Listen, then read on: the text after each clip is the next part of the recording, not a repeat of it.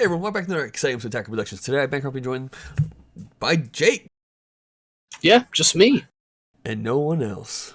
No one loves us anymore. No, today's matchup is a match between Jake and Trevor. Trevor couldn't make it, unfortunately. He told us to go ahead and record without him. Jake is playing the new SSG Vegeta list. We saw that last week of him.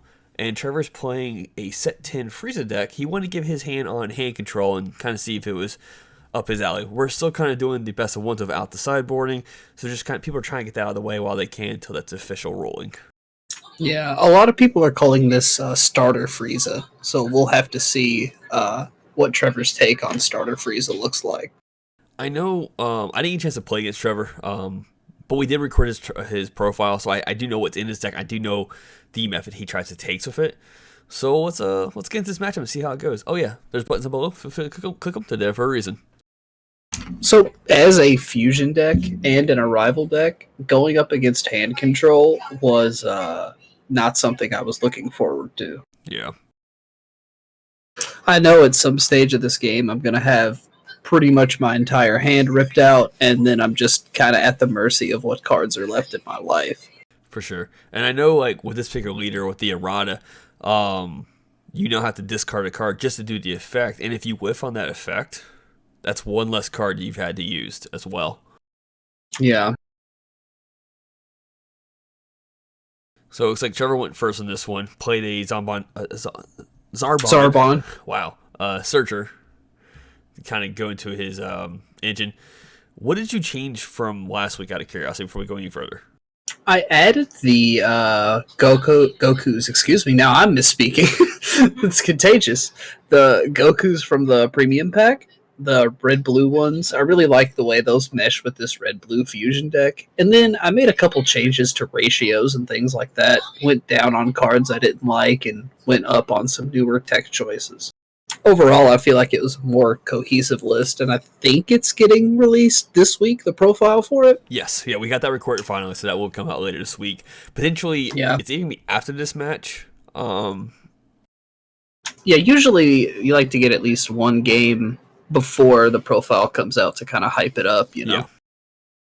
Yeah. And for those who are interested in the starter Frieza, Trevor's kind of going to mix between both the Unison with that deck, which I actually don't remember that. That's not the crit one. That's the It's the one from the starter deck, and honestly, I don't remember much of what it does other than you can return 1-drops and pop 1-drops. I don't know how much of that is attached to Unison and attached to the leader. I was kind of privy to most of Trevor's deck list before this event, so I knew at some point he was just going to replace this with the Dark Broly Unison. Correct, yeah. So I wasn't really too worried about it or worried about taking markers off of it. Trevor's strategy would be, once he's awakened, using the Leader's Awakened ability to give the Unison crit. Yes. Preferably the Dark Broly one. That way, it's now a 20k double strike crit swinging at your opponent. Now, if your opponent decides not to negate that attack or can't, then you can just combo up if you want to at that point to potentially make that a massive card, where your opponent either has to forfeit a ton of cards in their hand or just take the 2 damage straight to the drop. Yeah, and double crit is no joke. No, we've seen those back in the Broly days. So here I'm using my Activate Battle to pitch a Gogeta and try and find a little bit of fixing. What's weird about Vegeta's search ability on the Activate Battle is that the cards you look at they don't get selected go back on top of your deck in any order. So it lets you do a little bit of fixing for your upcoming draws, which I find like meshes really well with Tyranny's Cost. Unfortunately, if you don't want the cards you see, you can't pitch them all to the bottom like a lot of other searchers will let you do, or like just straight up shuffle. I was asking, do you have any way of shuffling your deck? Not really, and I'm honestly not too concerned about it. The draw power that Tyranny's Cost provides, along with a leader swing, will rip right through those 3 unwanted cards if you do see 3 of them. And you can do the Activate Battle on your opponent's turn as well, so every turn you'll get another card Deeper of Knowledge as long as you have extra Saiyans. Which, in this matchup, isn't great because I don't want to be pitching cards from my hand to activate effects. I kind of just want to be filling my hand. Or slow down the draws to some degree, knowing their Saiyan's going to be there, that we can use the effect on your opponent's turn. That way you know you're not wasting resources in the process. Exactly. So here I go ahead and play my Goku. This is the first game I've been using this card, and I just wanted to test its power level as a battle card, like as a threat on the table. Because I feel like that's the most underrated aspect of this particular counter attack. But it also bounces his one drop to his hand, although he had another one in the drop area. So, or he might have been able to combo with it. I wasn't exactly sure which he did. But either way, I kind of wanted to put as many resources as he can into his little Deborah chain. That way he has less resource to play other things. And what's great about this promo is that it gets additional 3,000 battle power per energy you have. Yeah. So right now it's a 16k, I think. Yep. Yeah, 16. And Trevor's maximizing his draws using the Frieza's healing pod with the oh my god, I can't remember either. Deborah. Deborah. No, it's not Deborah. Yeah, that's Deborah. The pink guy? Dodoria. Dodoria, yes. I was like, it's not Deborah. Deborah's the Demon King. Yeah. I knew it was D something. We're all messed up tonight. This is like the ministry of messed up speech patterns, I think. It's fine. So at this point, he hasn't really done a lot of the hand control elements to you yet. To my knowledge, I don't think he has. Yeah, most of the discarding I've done myself. And I know, because I did play against you, and I know you can get a hand, but it takes time for you to get to that point, though. Yeah, usually you see a Tyranny's cost my energy. Outside of that, there are a few ways for this deck to kind of combat hand control, but a lot of the advantage comes from your opponent putting resources into removing your threats. And if he just rips them out of my hand straight to the drop area, then he just completely goes right around them. So it'll be interesting to see like how things shake out from here. I'm really curious. I guess he's still only going to 5 because his leader ability on Swing will hit a life for himself. And I wonder if that's what he's trying to just save that for his turn instead. Because he paid for the Homicidal Clone and then he turned around and blocked with it right afterwards. It could be just that you have 3 open energy, not really sure what you could play afterwards. Because you could have, if you had the right hand, because I know you play the 5-drop coolers, you could have just played that and then negged out cards on his board. Yeah, it's a little bit awkward during my turn to do that. For sure. And here, I kind of took a risk playing this Vegeta. I kind of called, like if you had the actual game audio, I kind of called that he had a charismatic villain here. But even if I don't get the activate main, I want to be able to dig deeper. So there's a couple shuffle effects with these Vegetas and stuff. So yeah, I stand corrected. But yeah, basically I was just trying to remove his Dodoria and force him to put more resources into replaying it, even if it would give him another draw from Pod. But he go ahead and charismatics here before I can do the activate main. And unfortunately, I think I whiffed on the reveal 5. So kind of just a dead play from here. I noticed that's one problem that this Vegeta list has, is at times you just kind of have to tap 4 or tap 2 and take it on faith that what you're doing is going to work. Whereas a lot more modern cards are printed with things like Deflect and Barrier, which let you at least get your chain off the ground, and then maybe the higher end portions of battle card chains aren't as protected. As a Frieza Prism player, someone who plays more than half his deck as extra cards, I've had moments where, Activate Main, look top 5, and there's no extra cards there, which is very frustrating. So, with this leader, how many, is it Goku BR, Vegeta BR, and Gogeta BR cards, right? How many do you play overall, like percentage-wise in your deck? Percentage-wise, I think it's 20 or 25% of the deck would be targets for that Vegeta to hit. So yeah, you would have to probably to maximize that 2-drop Vegeta, you would have to prior activate battle on your leader pull a Saint and hope that there was another one there. That way you know when you play that card, you have a target to pull to your hand. Yeah. Really, that Vegeta is more about the activate battle, where I can give a card -10 ignoring barrier. Yeah. That more than that than the top 5, but that would be a good solution to kind of like fix your searcher. But I know Fluff always complains about the quality of searchers in this game, and sometimes I disagree with him, but at this point, you and I are discussing fixing and then activating a searcher. I think Fluff might be right. Here's the thing. One of the best searcher cards ever. They've only made one time because I think, maybe I might be wrong, but I think they realized it was too good of a searcher, but they can't pull it back because it's a key component to the Gotenks engine.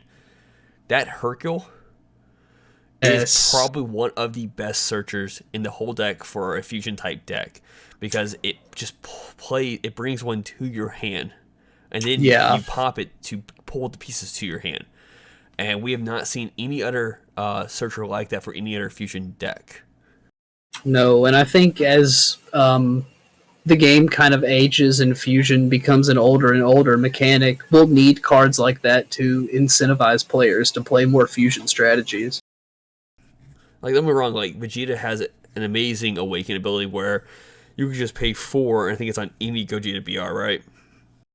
Yeah, all Gogeta BR cards in your hand gain 2 red-blue Union Fusion. And then when you fuse, your leader will let you draw a card, and then at the end of the turn, you'll get a 1 mana rebate on that 4 cost. So, combine that with other restand effects in blue, and this is a little bit of a misplay. You actually can activate Cell's Kamehameha, but he won't actually get the boost here. So I think I'm able to combo out of this and keep from taking that 2 double crit. I had to make sure I listened to the audio of this part because I knew this was going to happen. So right here, what actually happened word for word was that Trevor says 35 double strike crit, and you're just like, okay, fine. And then as you pick your life up, he's like, hang on, I'm sorry. I cannot give this to my unison. I misplayed this. He meant to play the Champa. The Champa one, the new one. But he played this one just out of like just routine. This is the first match I think he played this deck. He may have played a practice game right before it. Yeah. But this is actually my copy of Cell's Earth Destroying Kamehameha too, so I think it's just helping me out. It's just distracting him and making him play wrong so that I win. For sure. And because of that misplay, and like I said, he catch it before it was too far along, you're able to combo out of it and not have to take that damage. Which is huge. And I think he was just kind of flustered. I mean, there wasn't really much else he could do on his turn if you don't want to swing that Frieza and combo. So, I mean, at that point, he was just going to put another card in my hand. So it effectively stop signed his turn, which really sucks for him.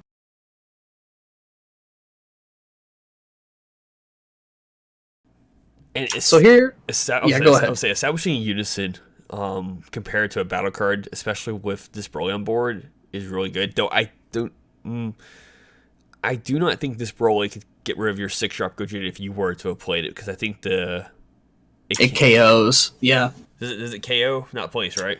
I think it KOs. I'm not 100%. I'll double check that. But this way, you have no targets on board, whatever, because it can't hit unisons. Right, and he's been ripping so many cards out of my hand, I couldn't fuse if I wanted to at this stage, now that he's been using this Dark Broly and a couple other cards like that EDK.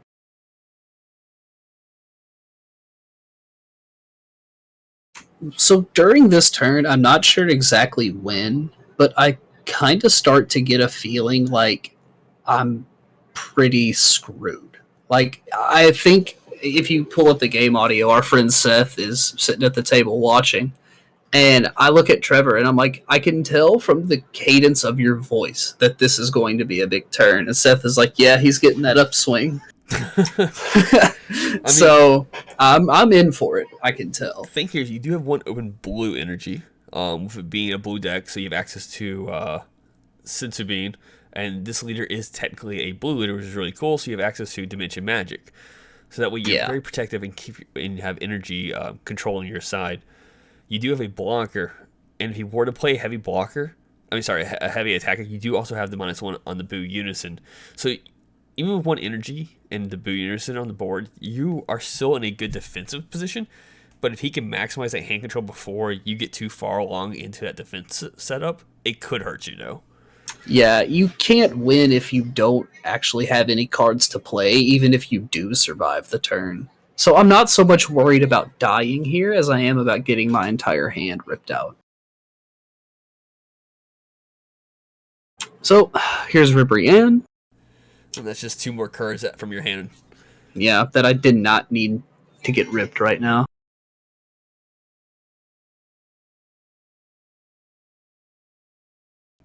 And normally the leader is just a regular swinger. The leader is what gives the Broly crit. So like if he swings a lead, you could take that if you wanted to. Yeah. Although at this stage of the game, he's got 2 energy open, and if you can see that golden Frieza in his energy, I've played against that card enough times, although I think it takes 3 to cast. At max, I mean, at minimum, yeah. yes. Yeah, I'm still pretty nervous here that he's got tools to use with that 2 energy. And see, he's using super combos to get my hand even lower. I take the damage here and go ahead and block with Boo. And here he's comboed. Is that an EDK and a Champa? Yeah, he's just going to get the last 2 cards out of my hand, even if it's not going to help him battle-wise. Okay. So, and there's a Tyranny's Cost, which would have helped a lot. So this way, now you're going into your turn with no open energy. Sorry, no cards in hand except the one you just drew off of, and then the Boo's effect. Yeah. Swing lead to draw another. I kind of feel like, unless he's waiting for a Zamasu play, I kind of feel like swinging with the Frieza into the Boo Unison, even if it's just to bait your -1. But he could have did an EDK or a Chomp on top. Like I said, he couldn't join us today to talk about that mindset in that moment. But I want to say, even if he does that, I've still got a marker on the Unison, and it's still going to crack back at him on his turn. So here I combo with 2 of the cards that I drew. Lucky one of them's Bean, so I get to restand. And I think I get up to 30 here. And then I swing double strike with the Boo Unison and combo up to 30 again. And if I'm, through the skin unfortunately, of your teeth. he can only match me, yeah. So that just goes to show that even if you get your entire hand ripped out, you can still potentially win the game if you set yourself up correctly. Although don't count on it. And I want to point out, we're not, like I said, once again, we're not really sure on how much it would have changed if he would have done the Champa first, making it 30 double strike crit, because you still have 3 life at this point right now. You would have had potentially 2 to 3 more cards in your hand than you wouldn't have at that point. So it's double crit though. So yeah, it's just one of those things. Like he could have been more aggressive on his pushes towards you, knowing that you had 2 or 1 life. So for sure. And at that juncture, if he had got the +15 on the double crit, I did not have the combo power to get out of it. Like you were seeing, I was just going to go ahead and put the life in the drop area. Yeah. So, with that being said, I hope you all enjoyed today's matchup. Keep in mind, there's buttons down below and on the screen. And since Fluff isn't here, I'll let Jake do the outro. This is a lesson in something that I'm not very good at, Lord, which is speaking. And secondly, don't count yourself out until the game's completely over. Read your cards, know your plays, and fluff out.